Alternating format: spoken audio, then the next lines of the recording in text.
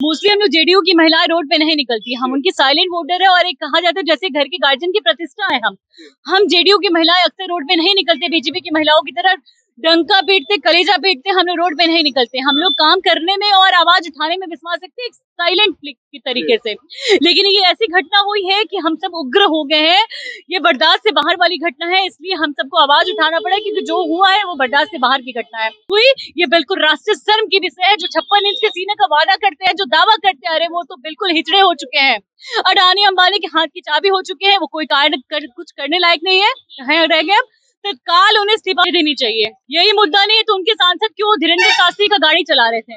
मतलब शर्म आने वाली बात है कि सांसद होके कोई भी आ जाता 25 साल का युवक और उसका गाड़ी चला रहे हैं। मतलब किस मुंह से पूरे देश को वल्गराया जा रहा है, हिंदू मुस्लिम के रूप में बांटा जा रहा है।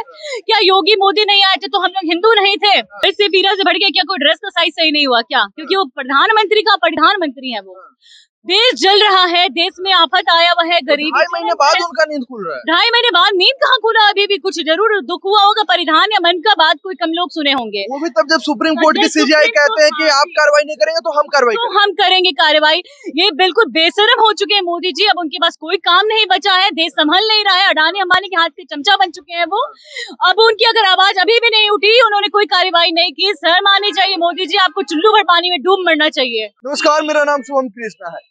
एक तरफ मणिपुर जल रहा है, दूसरी तरफ भारतीय जनता पार्टी की तमाम महिला नेत्री आकर बंगाल हिंसा पे रो रही है और मणिपुर पे उनका मुंह नहीं खोल रहा है। तमाम मुद्दों पे बात करने के लिए हमारे साथ मौजूद है जेडीयू की नेत्री सुप्रिया कैंप। बहुत स्वागत है आपका। धन्यवाद। किस प्रकार देखते हैं इन तमाम घटनाओं को?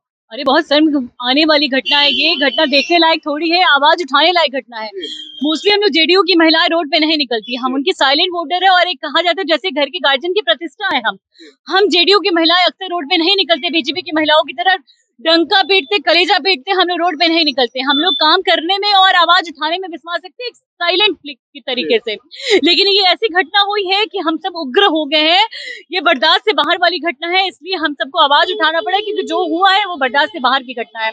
महिलाओं को बिल्कुल नंग करके रोड पे ले जाया जा रहा है। उसके पीछे हिजड़ों की टोली है जो कोई आवाज नहीं उठा रही है। ये बिल्कुल बहुत गलत बात है। बीजेपी की सरकार से हमें उम्मीद थी कि अभी तक कोई ना कोई कार्रवाई होगी, पर कोई कार्रवाई नहीं आई हुई। ये बिल्कुल राष्ट्रीय शर्म की विषय है। जो 56 इंच के सीने का वादा करते हैं, जो दावा करते हैं, अरे वो तो बिल्कुल हिजड़े हो चुके हैं। अडानी अंबानी के हाथ की चाबी हो चुके हैं। वो कोई कुछ करने लायक नहीं है रह गए। तत्काल उन्हें इस्तीफा देनी चाहिए। महिलाओं को नंगा दोहराया जाता है और मुख्यमंत्री साहब कहते हैं कि मेरे पास सिर्फ यही एक मुद्दा थोड़ी है। ऐसे तमाम घटनाएं चल रहे हैं प्रदेश में। यही मुद्दा नहीं है तो उनके सांसद क्यों धीरेन्द्र शास्त्री का गाड़ी चला रहे थे। मतलब शर्म आने वाली बात है कि सांसद होके कोई भी आ जाता 25 साल का युवक और उसका गाड़ी चला रहे हैं। मतलब किस मुंह से पूरे देश को वल्गराया जा रहा है, हिंदू मुस्लिम के रूप में बांटा जा रहा है। क्या योगी मोदी नहीं आए थे तो हम लोग हिंदू नहीं थे? क्या हमारे साथ कोई जबरदस्ती करता था धर्म परिवर्तन के लिए? ऐसा तो कभी नहीं हुआ। क्या वो अब हमें याद दिलाएंगे कि हम हिंदू हैं? हम हिंदू भूल चुके हैं कि हम हिंदू हैं? ऐसा तो नहीं है। हमें आज भी याद है कि हिंदू है, वो हमें नहीं बताएंगे कि हम हिंदू है। तो ये लोग देश को वल्गराने की बात कर रहे हैं। बस देश को बांट के जैसे फूट डालो शासन करो हुआ करता था, अभी भी वही हो रहा है। हिंदू मुस्लिम के ये में बांट के देश में राज किया जा रहा है। मोदी जी का 56 इंच का सीना और कह रहे हैं कि मेरा सीना दर्द से पीड़ा से भर गया है।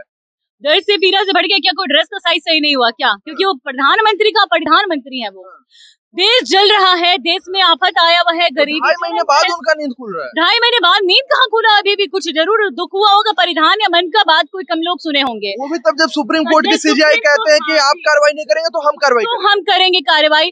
ये बिल्कुल बेशरम हो चुके हैं मोदी जी। अब उनके पास कोई काम नहीं बचा है, देश संभल नहीं रहा है। अडानी अंबानी के हाथ के चमचा बन चुके हैं वो। अब उनकी अगर आवाज अभी भी नहीं उठी, उन्होंने कोई कार्रवाई नहीं की, शर्म आनी चाहिए मोदी जी। आपको चुल्लू भर पानी में डूब मरना चाहिए। क्या कुछ कार्रवाई की मांग करती हैं आप? तुरंत तत्काल फांसी। उन लोगों को तत्काल फांसी होनी चाहिए। मणिपुर जो जल रहा है, जाइए उसे देखिए, शांत कीजिए। क्या केवल वोट लेने के टाइम में जाएंगे? शर्म कीजिए मोदी जी, अब तो शर्म कीजिए। महिलाएं रोड पे आ चुकी हैं, अब शर्म कीजिए आप। और नीतीश कुमार विपक्षी एकता का जो पीसी हुआ था वहाँ पे नहीं दिखे। बहुत सारे लोग आरोप लगा रहे हैं कि नीतीश कुमार जी नाराज चल रहे हैं। जी बिल्कुल नाराज नहीं चल रहे। विपक्षियों की तो बात ही मत कीजिए। नीतीश कुमार जी हमारे जो भी करते हैं, कहीं होते या नहीं होते हैं, ये एक अलग मुद्दा होता है। जब भी अगर वहाँ कहीं नहीं दिखे तो आप समझिएगा कि कोई ना कोई, आप वो सोचिए नीतीश जी के आने पर बिहार में कितना कुछ हुआ है। क्या बिहार पहले ऐसा था? आप खुद याद कीजिए। बिहार क्या ऐसा था, सड़कें ऐसी थी, शिक्षा व्यवस्था ऐसी थी, बच्चियां क्या पढ़ती थी, महिलाएं के 7 बजे 6 बजे के बाद घर से निकलती थी, नहीं निकलती थी। कोई कुछ बोले चाहे नहीं बोले, हम महिलाओं को आवाज नीतीश जी ने ही दिया है। तो लोग यही आरोप लगा रहे हैं कि जिनके वजह से महिलाएं नहीं निकलती थी, अब उन्हीं की युवराज के साथ नीतीश कुमार जी मिल गए हैं। टाइम बहुत कुछ चेंज कर देता है, बहुत कुछ परिवर्तन कर देता है। जिनकी वजह से नहीं निकलती थी उनमें भी बहुत परिवर्तन आ चुका है। लोग बदल चुके हैं, वो जमाना नहीं रह चुका है। क्या बातें थी वो तो बहुत डीपली करना, शायद ना उस टाइम में आप बड़े थे ना हम बड़े होंगे कि हमें बहुत अच्छे से घटनाएं पता है।